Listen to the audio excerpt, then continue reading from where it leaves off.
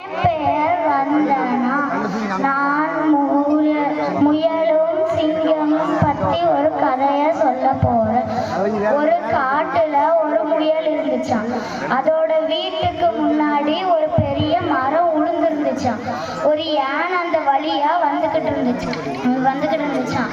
அப்போ அந்த முயல் சொல்லிச்சு, யானையாரே, உங்க அளவுக்கு நான் ரொம்ப பலசாலி, உங்களால என்ன மாதிரி பலசாலியா இருக்க முடியாதுன்னு சொல்லிச்சான். அப்போ அந்த யானை சொல்லிச்சு, உன்னை விட நான் தான் பலசாலின்னு சொன்ன உடனே அந்த முயல் சொல்லிச்சான், அப்ப என் வீட்டுக்கு முன்னாடி இருக்கிற இந்த மரத்தை நீங்க தூக்கி காமிங்க அப்படின்னு சொல்லிச்சான். அந்த யானையும் அந்த மரத்தை தூக்கி ஓரமா போட்டுச்சான். அந்த முயல் அதை தூக்க முடியாத மாதிரி நடிச்சு வச்சான். அந்த முயலோட புத்திசாலித்தனத்தால அந்த வீட்டுக்கு முன்னாடி இருக்கிற மரத்தை அந்த யானையால தூக்கி போட்டுச்சான். அடுத்து இந்த காட்டுல ஒரு சிங்கம் இருந்துச்சான். அது நாளுக்கு நாளா அங்க இருக்கிற விலங்குகள் எல்லாம் சாப்பிட்டுக்கிட்டே வந்துச்சான்.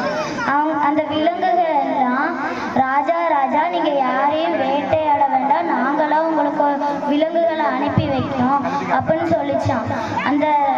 அந்த சிங்கமும் சரின்னு சொல்லிச்சான். நாளுக்கு நாளா விலங்குகள் கம்மியாகிக்கிட்டே போச்சான். அந்த முயலோட நாளப்ப வந்துச்சான். அது போய்கிட்டு இருக்க ஒரு வழியில ஒரு கிணற பார்த்துச்சான். அதுக்குள்ள எட்டி பார்த்த உடனே அதோட முகம் அந்த இதுக்குள்ள தெரிஞ்சதான். உடனே சிங்கத்துக்கிட்ட போய், ராஜா உங்களை மாதிரி ஒருத்தங்க இருந்தாங்க அந்த கிணத்துக்குள்ள அப்படின்னு சொன்னிச்சான் அந்த முயல். அந்த ராஜாவும், என்ன மாதிரி இங்க யார் இருப்பா, நான் தானே இந்த காட்டுக்கே ராஜான்னு சொல்லிட்டு அந்த முயல் கூட்டி போச்சு அந்த கிணத்தை பார்த்து. அந்த சிங்கமும் உள்ள எட்டி பார்த்துட்டு யாருன்னு சொல்லிச்சான். அது சொல்ற மாதிரியே சொன்ன உடனே அது உள்ள குதிச்சிருச்சான்.